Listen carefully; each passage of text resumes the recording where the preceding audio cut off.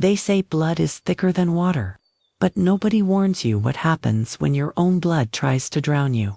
I'm Mildred, and I'm sitting here at my kitchen table in my little house in Clearwater, Florida, with a cup of coffee that's gone cold, while I've been thinking about the day my world collapsed. At 72 years old, I thought family meant safety. I thought being a grandmother meant watching your grandchildren grow up protected and loved. I was dead wrong. What I'm about to tell you will shake you to your core, make you question everyone you trust, and possibly save your family from the nightmare that nearly destroyed mine. Because sometimes the person trying to kill you is sleeping right down the hall. And sometimes the person who saves you is still learning algebra. Let me tell you about the morning that changed everything. October 15th, 2023. I can still smell the pancakes burning on the stove. It started with the sound of glass exploding. Not breaking, exploding. Like someone had thrown a brick through our living room window. I was standing right here at this kitchen table, flipping pancakes for my granddaughter Ruth before school, when that sound froze my blood solid. Grandma Mildred. Ruth's scream cut through our quiet Milwaukee morning like a chainsaw. In my 72 years, I'd never heard terror like that in a child's voice. I dropped the spatula and ran. Found Ruth standing in our living room, surrounded by glittering pieces of my mother's antique vase, the only thing I'd saved from the house fire 3 years ago. But Ruth wasn't crying about broken glass. She was staring at her phone with eyes so wide I thought she might be having a stroke. "Ruth, honey, what's wrong?" She held out her phone with shaking hands. "Grandma, we're ruined." The email on her screen hit me like a physical blow. Milwaukee First National Bank. Account overdrawn by $2,847. But that was impossible. Yesterday, our balance was $23,000, my entire life savings from 43 years as a school secretary. "There's been a mistake," I whispered. But even as I said it, ice water was spreading through my veins. Ruth's fingers moved across her phone like lightning. Within seconds, she'd logged into our bank account. What appeared on that screen will haunt me until the day I die. Transfer to Pacific Coast Investments, $15,000.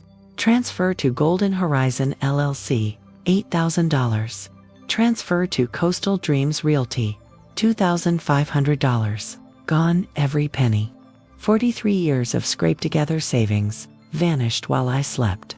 I sank into my kitchen chair, this same chair where I'm sitting now, telling you this story, and watched my granddaughter's face transform into something I'd never seen before. The fear melted away, replaced by a cold, calculating anger that terrified me. "Grandma," Ruth said in a voice deadly quiet, "someone didn't just steal our money. They stole our entire future." Before I tell you what happened next, and trust me, it gets so much worse before it gets better, I need you to do something for me. Leave a comment telling me where you're watching from. Because what I'm about to reveal will make you want to check your own bank accounts immediately.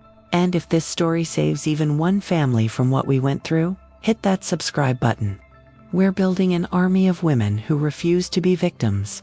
The next 4 hours changed my life forever. While I sat paralyzed at this kitchen table, making frantic phone calls to the bank, Ruth did something that still gives me chills. She pulled out her laptop, a birthday gift I'd saved for months to buy her, and started typing with a purpose that frightened me. Her 14-year-old fingers flew across those keys like she was conducting a symphony of revenge. "Ruth, honey, maybe we should call the police." "Not yet, Grandma." Her voice was ice cold. "Give me 1 hour. 1 hour." My granddaughter asked for 1 hour to solve a crime that had destroyed our lives. What she discovered in that hour didn't just shock me. It nearly killed me. Ruth worked in complete silence, her young face illuminated by the laptop screen. I watched from right here at my kitchen table as she typed words I didn't understand. IP addresses, digital footprints, reverse DNS lookup. Where had my sweet granddaughter learned such things? At exactly 1 hour, Ruth closed the laptop. When she looked at me, her brown eyes seemed to belong to someone decades older. "I found them, Grandma." "Found who?" "The people who stole from us." Her voice cracked for the first time that morning. "And it's so much worse than we thought." She reopened the laptop and turned the screen toward me. What I saw there stopped my heart completely. It was a photograph of my son Daniel, Ruth's father. He was sitting in what looked like an expensive restaurant, his arm around a blonde woman I'd never seen before. She was young, beautiful, with a predator's smile. They were both laughing, raising champagne glasses in a toast. The timestamp showed the photo had been taken 2 days ago. "Dad's been stealing from us," Ruth said, her young voice hollow with betrayal. "He's been taking our money to fund his new life with his girlfriend." I felt like I was drowning. Daniel, my son, the boy I'd raised alone after his father died, the man who'd moved back in with us 3 years ago after losing his job, claiming he needed time to get back on his feet. The father who'd seemed so grateful when I offered to help raise Ruth after her mother died in that car accident. He'd been systematically destroying us. How do you know this?" I whispered.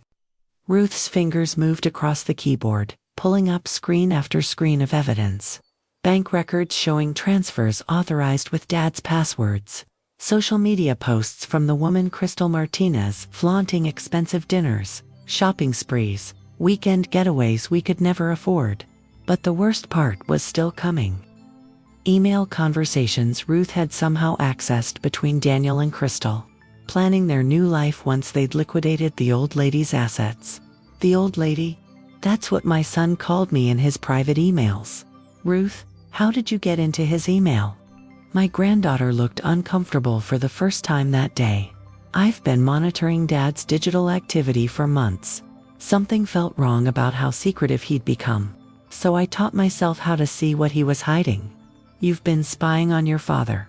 I've been protecting us." Ruth's voice turned fierce. "And thank God I was, because look what else I found." She clicked to another folder labeled the master plan. The documents inside made my blood freeze solid. Records showing transfers authorized using Dad's password. Social media posts from the woman whose name was apparently Crystal Martinez, showing expensive dinners, shopping sprees, and weekend getaways to places we could never afford. Email conversations Ruth had somehow accessed between Daniel and Crystal, planning their new life once they'd liquidated the old lady's assets. The old lady, that's what my son called me in his private emails. "Ruth, how did you get access to all this?" My granddaughter looked uncomfortable for the first time that day. I've been watching Dad's computer habits for months. Something felt wrong about how secretive he'd become. So I learned how to see what he was hiding. "You've been spying on your father? I've been protecting us." Ruth's voice was fierce now. "And it's a good thing I was, because look what I found." She clicked to another folder on her desktop labeled The Real Plan.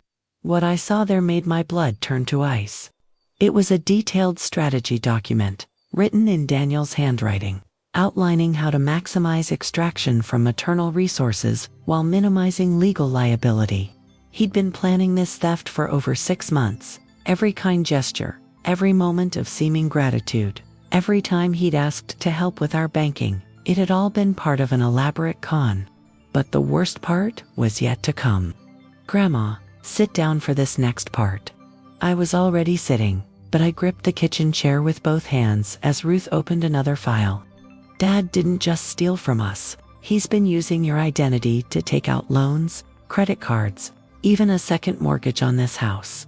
The documents swam before my eyes. $45,000 in credit card debt in my name. A $75,000 personal loan I'd never applied for. And yes, a second mortgage on our home. The house I'd owned free and clear for 20 years, for $120,000. We didn't just have no money. We owed more than $250,000. "This is impossible," I breathed. "I never signed anything. I never authorized any of this." Ruth pulled up one final document that made my heart stop completely.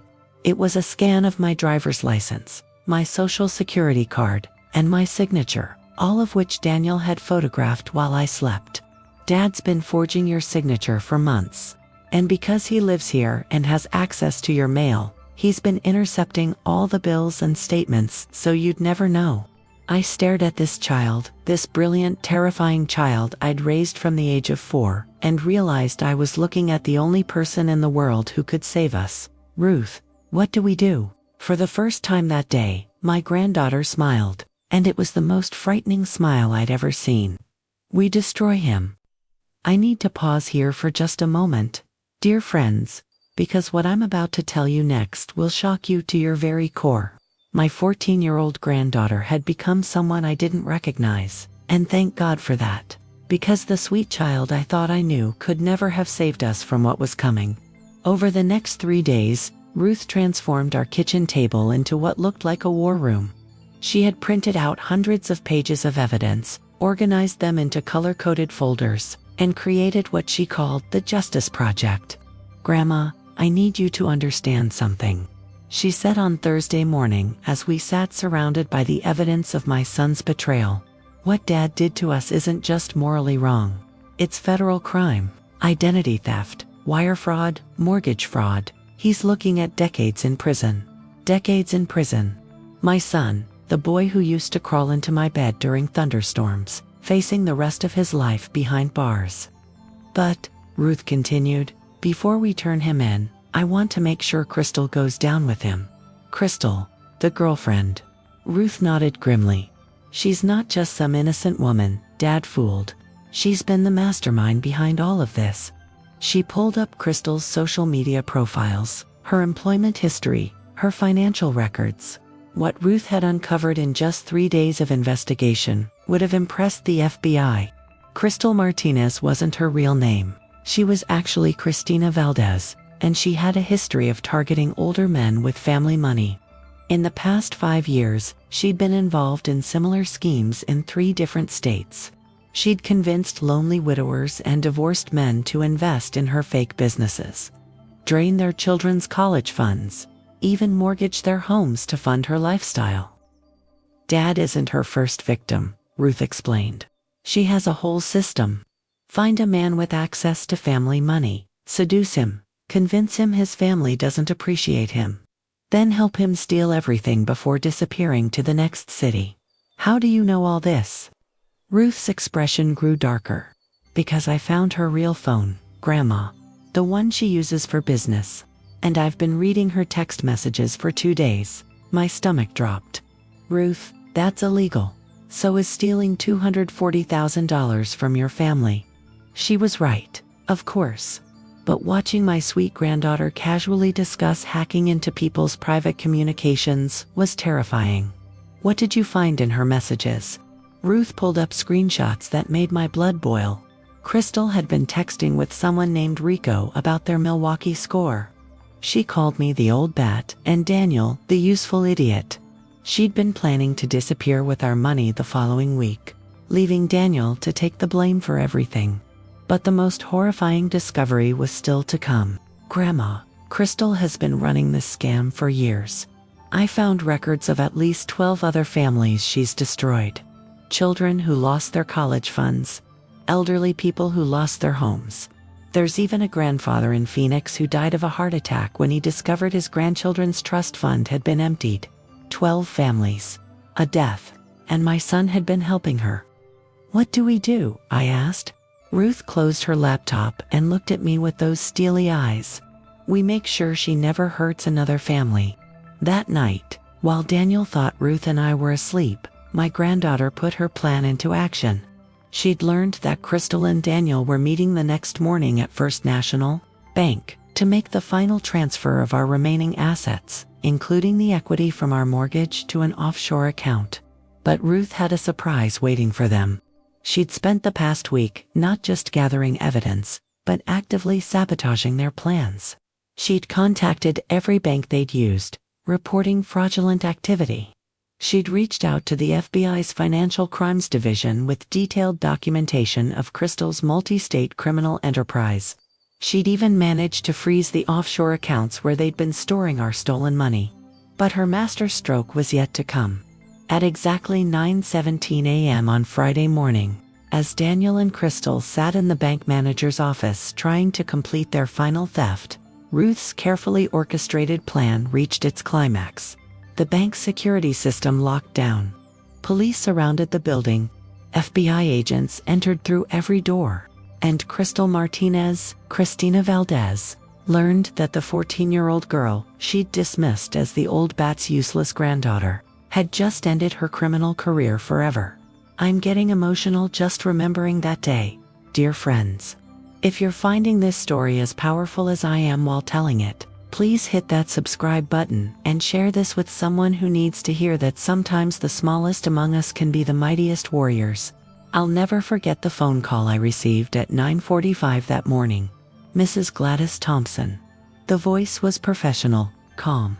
This is Special Agent Patricia Williams with the FBI Financial Crimes Division. We're calling to inform you that we've just arrested 2 individuals attempting to commit wire fraud using your identity. 2 individuals, my son and his girlfriend, caught red-handed trying to steal what little remained of our lives. Ma'am, we need to ask, how did you know to contact us? The evidence packet you provided was the most comprehensive documentation of financial fraud we've seen in years. I looked across the kitchen at Ruth, who was calmly eating cereal while monitoring news coverage of the arrests on her laptop. Let's just say I had some very good help. The next few hours were a whirlwind of phone calls, paperwork, and impossible to believe good news. Because Ruth had documented everything so meticulously, the FBI was able to freeze all of Crystal's accounts before she could transfer our money offshore. They'd recovered not just our $23,000, but the proceeds from the fraudulent loans and even the mortgage money that hadn't been spent yet. More importantly, Ruth's investigation had provided evidence that helped the FBI connect Crystal to her other victims. 12 families across 4 states were going to get justice, and many would recover at least some of their stolen money. But the most incredible moment came when Agent Williams arrived at our house that afternoon to take our statements. Mrs. Thompson, I have to ask, who compiled this evidence for you? This level of digital investigation typically requires years of training. I gestured to Ruth, who was sitting quietly at the kitchen table, looking like any other 14-year-old doing homework. Agent Williams stared at my granddaughter with undisguised amazement. You did this? All of it? Ruth nodded matter-of-factly. Someone had to. Young lady, have you ever considered a career in law enforcement? For the first time in days, Ruth smiled like the child she still was. I'm only in 8th grade, but maybe someday. The trials took place 8 months later. Crystal Christina was sentenced to 15 years in federal prison. Daniel received 7 years, which was reduced to 5 because he cooperated with authorities to help recover assets from Crystal's other victims. I attended every day of both trials. Not because I wanted revenge, but because Ruth deserved to see justice served. She'd saved not just our family, but 12 other families who'd been destroyed by these criminals. The day Daniel was sentenced, he asked to speak with me privately. For the first time since this nightmare began, I agreed. Mom, I'm sorry, he said through the glass partition in the prison visiting room. I know that doesn't mean anything now, but I need you to know, I never meant for it to go this far. How far did you mean for it to go, Daniel? He couldn't answer that question, because there was no good answer. Your daughter saved us, I told him. She saved our family, she saved our home, and she saved 12 other families you helped destroy. She did what you should have done, she protected the people she loves. Daniel started crying then. Can you ever forgive me? I looked at my son, this broken man who'd thrown away everything that mattered for a woman who never loved him, and realized that forgiveness wasn't something I could just decide to give.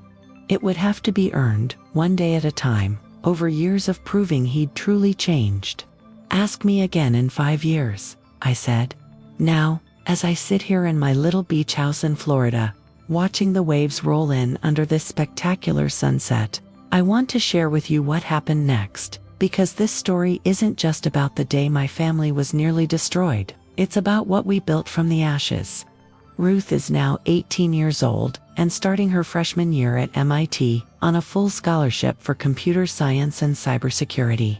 She's been accepted into the FBI's Collegiate Pipeline program and will likely be working for federal law enforcement before she's 25. But more importantly, she's still the same sweet, thoughtful girl I raised, just with skills that can protect people from predators like Crystal and Daniel. We moved to Florida 2 years ago, with the money we recovered from the criminal proceedings. This little house in Clearwater isn't much, but it's ours, free and clear. I volunteer at the local library, teaching computer literacy to other seniors.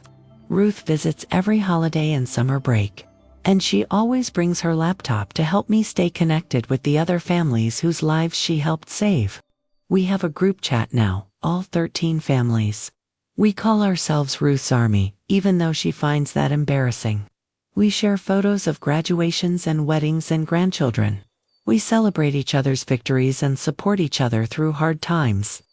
Most importantly, we remember that sometimes the person who saves you isn't who you'd expect. Sometimes it's not the adults with all the experience and authority.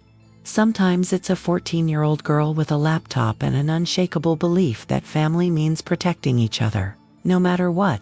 As for Daniel, he writes letters sometimes. I read them all, but I don't respond. Not yet. Maybe someday when he's proven he's truly changed. Ruth has never asked about her father, and I've never pushed her to maintain contact. She's built a life based on strength and integrity, not on managing other people's mistakes. The last thing I want to share with you, dear friends, is something Ruth told me on the day she left for MIT. Grandma Mildred, I need you to know something. That day when I found out what Dad had done to us, it wasn't the worst day of my life. It was the day I discovered what I was capable of. It was the day I learned I could protect the people I love. She paused, looking out at the ocean from our front porch. Dad taught me that family can betray you. But you taught me that family can also save you. And the family we choose to build is sometimes stronger than the family we're born into. So that's my story, dear friends. The day my 14-year-old granddaughter saved our family and became the hero I never knew we needed.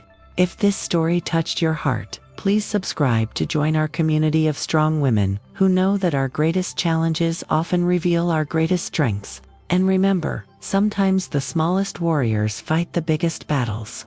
Leave a comment and tell me, have you ever been surprised by someone's hidden strength? I'd love to hear your stories of unexpected heroes. Until next time, this is Mildred, reminding you that family isn't just about blood, it's about the people who refuse to let you fall. But wait, I need to tell you about what happened last month, because this story has one more twist that will absolutely shock you. I was sitting right here on this porch, reading the morning newspaper, when my phone rang. The caller ID showed a number I didn't recognize, but something made me answer it anyway. Mrs. Thompson. This is Officer Janet Rodriguez with the Milwaukee Police Department. I'm calling about your son, Daniel. My heart stopped. Had something happened to him in prison? Ma'am, your son has been helping us with a very sensitive investigation. It seems that during his time incarcerated, he's been providing information about other financial fraud networks he learned about through Crystal's contacts. I was speechless. Daniel, helping the police. Mrs. Thompson, are you there? Yes, I'm sorry. I wasn't expecting this call. Ma'am, your son wanted me to tell you something. He's been using his computer skills, the same ones he used to hurt your family, to help law enforcement track down other criminals like Crystal. He's helped us identify and arrest 6 more people running similar scams across the Midwest. 6 more criminals. My son, the man who'd nearly destroyed us, was now helping to stop others from doing the same. He also wanted me to give you a message, if you're willing to hear it. I hesitated. For 3 years, I'd refused his letters, ignored his calls. But something in Officer Rodriguez's voice made me curious. What's the message? He said to tell you that Ruth taught him what real family looks like, and that he hopes someday he can earn the right to be part of yours again. After I hung up the phone, I sat on this porch for hours, thinking about forgiveness and second chances. That evening, I did something I hadn't done in 3 years. I called Ruth at MIT. Grandma Mildred. What a wonderful surprise. How are you? Ruth, honey, I need to ask you something, and I want you to be completely honest with me. Of course, Grandma, what is it? If your father truly changed, if he spent the rest of his sentence helping other families instead of hurting them, do you think there could ever be room for forgiveness? The silence on the other end stretched for nearly a minute. Grandma, do you remember what you taught me when I was little? about how people can choose to be better. I smiled, remembering those bedtime conversations when Ruth was small. I remember, I think if Dad really changed, if he really helped other families the way he hurt ours, then maybe forgiveness isn't about forgetting what happened. Maybe it's about believing people can choose to be different.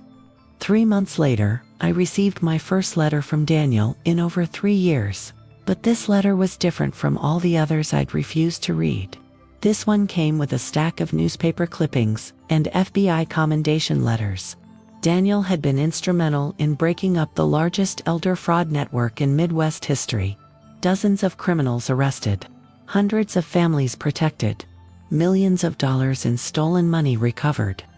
The letter itself was simple. Mom, I know I have no right to ask for forgiveness after what I did to you and Ruth, but I wanted you to know that every day for the past 3 years, I've been trying to become the son you raised me to be, not the man I chose to become. Ruth saved our family by stopping me. Now I'm trying to save other families by stopping people like the person I used to be. I don't expect you to respond to this letter. I don't expect you to visit, or call, or ever want to see me again. But I needed you to know that the values you taught me to protect people, to stand up for what's right, to put family first, those values didn't die when I made my terrible choices. They just got buried under selfishness and greed. Ruth helped me remember who I was supposed to be.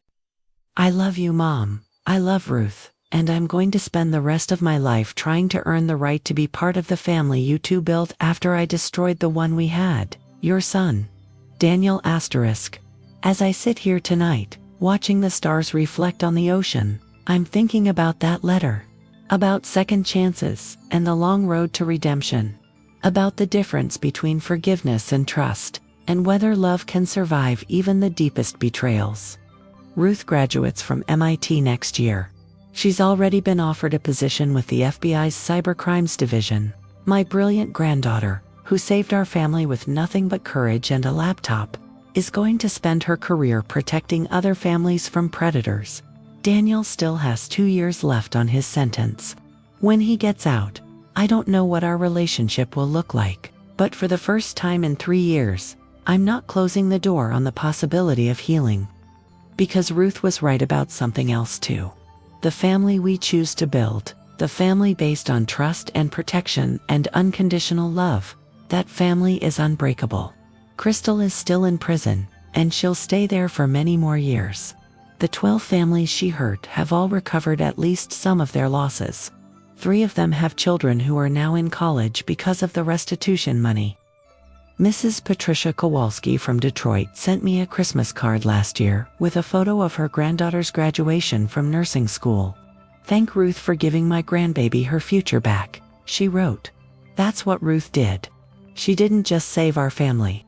She saved the futures of children she'd never met, grandparents she'd never spoken to, dreams that criminals thought they could steal forever. And she did it all while maintaining a perfect GPA and never missing a single day of school. So, my dear friends, as I close this incredible story, I want you to remember something. When life knocks you down, and it will knock you down, look around for the unexpected heroes. Sometimes they're wearing FBI badges and carrying official authority, but sometimes they're 14 years old, sitting at your kitchen table with a laptop and an unshakable belief that family is worth fighting for. If this story moved you, if it reminded you that age is just a number, and that the smallest warriors can win the biggest battles, please subscribe to join our community. Share this story with someone who needs to hear that it's never too late for justice. Never too early for courage, and never impossible for families to heal. And remember, when someone you love is in trouble, don't wait for someone else to save them. Sometimes the hero the world needs is sitting right across from you at the breakfast table. From my heart to yours, this is Mildred, signing off from Clearwater Beach, where every sunset reminds me that endings can be beautiful. New beginnings are always possible. And families, real families, are stronger than any storm. Sweet dreams, dear friends, and never forget, you're braver than you believe, stronger than you seem, and more capable than you know.